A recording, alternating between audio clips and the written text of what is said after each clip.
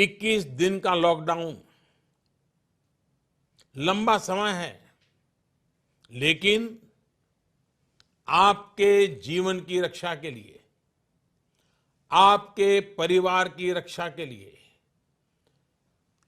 उतना ही महत्वपूर्ण है। हमारे पास यही एक महत्वपूर्ण रास्ता है। मुझे विश्वास है हर हिंदुस्तानी इस संकट का न सिर्फ सफलता से मुकाबला करेगा, का मुसाफिर नमाज़ी ना काफिर, सैया ये बता दे कहाँ हूँ मैं आखिर, ये कैसी है तेरी आँखों में चोली, मुझे घर ले जा हम जली, दिल दर बदर मेरा दिल दर बदर। दिल्ली के निजामुद्दीन इलाके में एक मजहबी मजलिस के दौरान जुटे हजारों लोगों में से कम 200 को कोरोना संक्रमण के लक्षण दिखने पर अस्पतालों में भर्ती करवाया गया है। इनमें से 19 से अधिक में संक्रमण की पुष्टि हुई है। इस धार्मिक स्थल पर हुए इस कार्यक्रम में मलेशिया, इंडोनेशिया, सऊदी अरब और किर्गिस्तान से भी सैकड़ों लोग शामिल हुए थे। इसके बाद पुलिस ने अर्धसैनिक बलों की सहायता से इलाके की घेराबंदी कर दी है। ड्रोन की मदद से पूरे इलाके की निगरानी की जा रही है।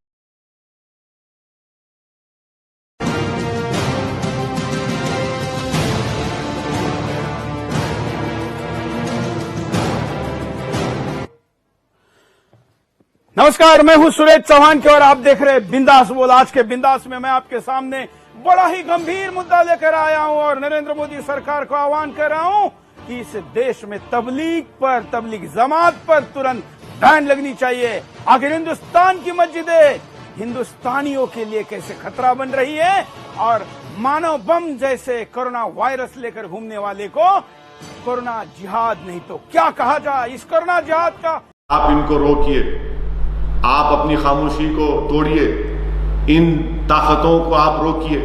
ये तमाम के तमाम वही लोग हैं जिनका अगर कनेक्शन निकाले तो आपकी आइडियोलॉजी आपकी तंजीमों से जाकर मिलता है।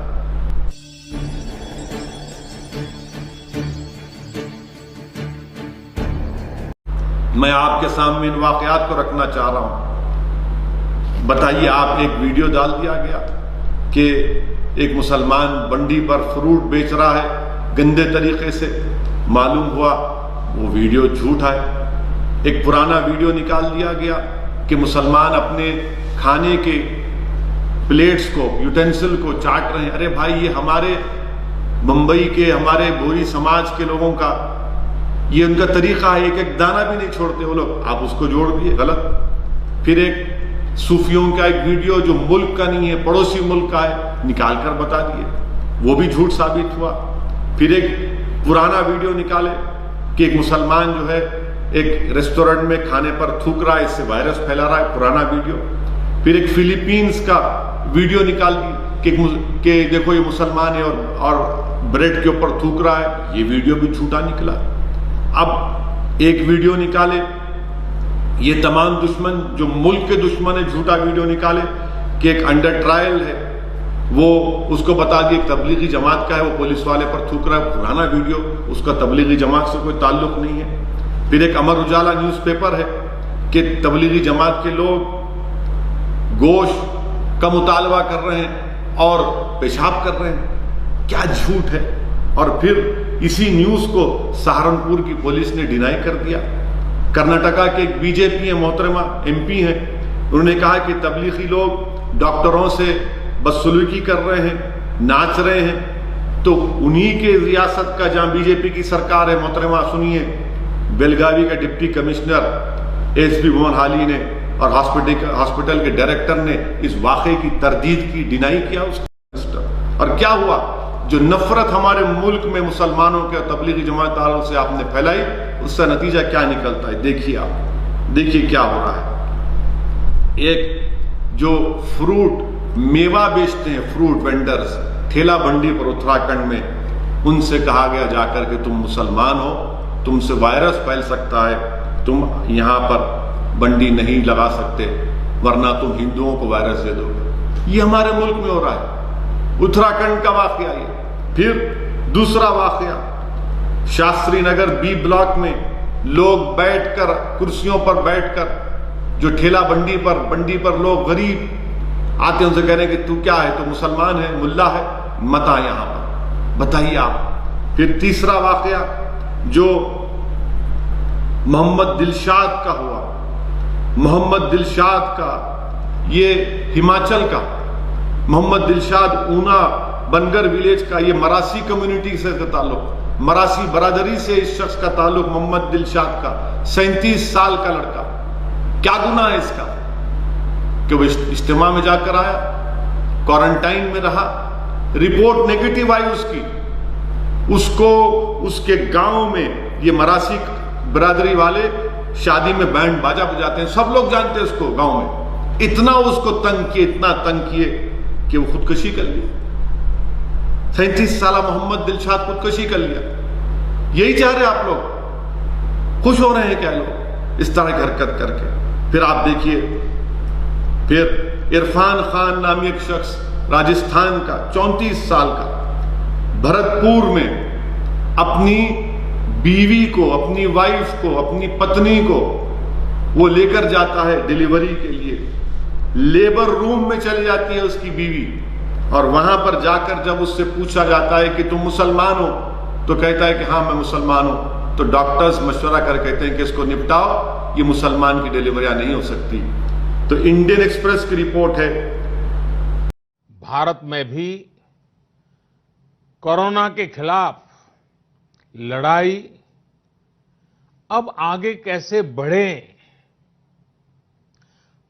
हम विजयी कैसे हो, हमारे यहां नुकसान कम से कम कैसे हो, लोगों की दिक्कतें कम कैसे करें, इन बातों को लेकर राज्यों के साथ निरंतर चर्चाएं की है। और इन सभी चर्चाओं में से एक बात उभर करके आती है, हर किसी का यही सुझाव आता है, नागरिकों की तरफ से भी यही सुझाव आता है कि लॉकडाउन को बढ़ाया जाए। कई राज्य तो पहले से ही लॉकडाउन को बढ़ाने का फैसला कर चुके हैं।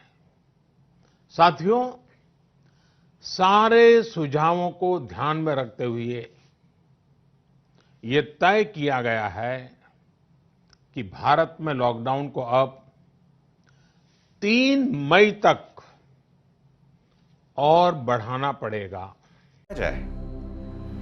जब बांद्रा में गरीब इकट्ठा होता है तब आपकी मीडिया उसको मुस्लिम से जोड़ देती है कि पास में एक मस्जिद है और इन्होंने ही भड़काया होगा उन मजदूरों को। आपके जो मीडिया में बैठे पिट्ठू हैं वो उन गरीबों को एक्टर्स बताते हैं, अभिनेता बताते हैं। जी हां, एक न्यूज चैनल जिसका मालिक बीजेपी का सांसद है, उसने बाकायदा यह कहा था ये जो गरीब इकट्ठा हुए हैं, जो तस्वीरें इस वक्त मैं आपको दिखा रहा हूं, ये सब एक्टर्स हैं, भाड़े के टट्टू हैं। कोरोना वायरस की महामारी के कारण देश भर में जारी लॉकडाउन के बीच एक उम्मीद भरी खबर आई है। यूपी के हापुड़ जिले में एक मुस्लिम बहुल गांव के लोगों ने लॉकडाउन के बीच न केवल हिंदू श्रमिकों को रहने का ठिकाना दिया, बल्कि उनके खाने का इंतजाम भी इन मुस्लिमों द्वारा किया जा रहा है। दिल्ली से करीब 80 किलोमीटर दूर स्थित हापुड़ की आइसक्रीम फैक्ट्री को लॉकडाउन के कारण बंद करना पड़ा। ऐसे में इस फैक्ट्री में काम करने वाले 10 श्रमिकों के पास रोजी रोटी का कोई जरिया नहीं बचा। बिहार के पश्चिमी चंपारण जिले के इन मजदूरों ने पैदल अपने घर लौटने का फैसला किया। अभी ये हापुड़ कुछ किलोमीटर ही चले थे कि पुलिस ने इन्हें रोक दिया और लॉकडाउन का हवाला देते हुए लौटने को कहा। ऐसे हालात में इन लोगों को मुस्लिम बहुल गांव सरवानी में रुकने में मजबूर होना पड़ा। गांव के मुस्लिम इन श्रमिकों की मदद के लिए सामने आए। ये न केवल पिछले 3 हफ्ते से इन हिंदू श्रमिकों को रहने का ठिकाना उपलब्ध करा रहे हैं, बल्कि उनके लिए भोजन की व्यवस्था भी करा रहे हैं।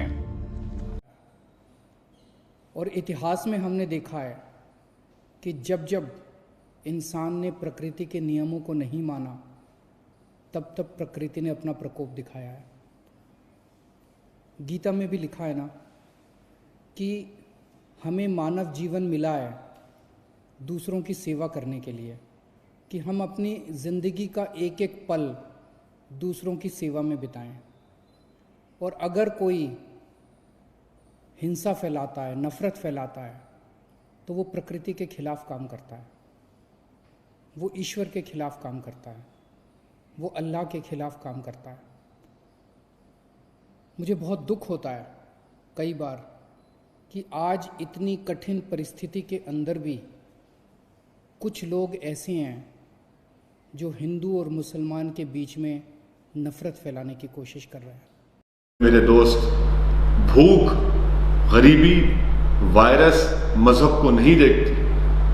अगर कोई मुसलमान को हिंदू जाकर, हिंदू को मुसलमान को जाकर खाना खिलाता है तो कौन सा गुनाह किया उसने?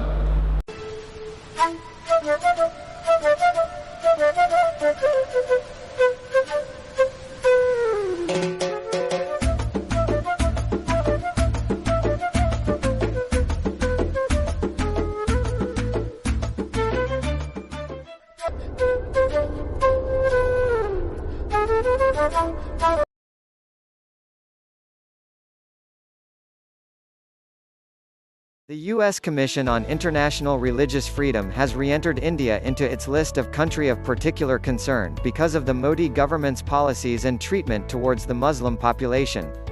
Perhaps the steepest and most alarming deterioration in religious freedom conditions is in India. USCI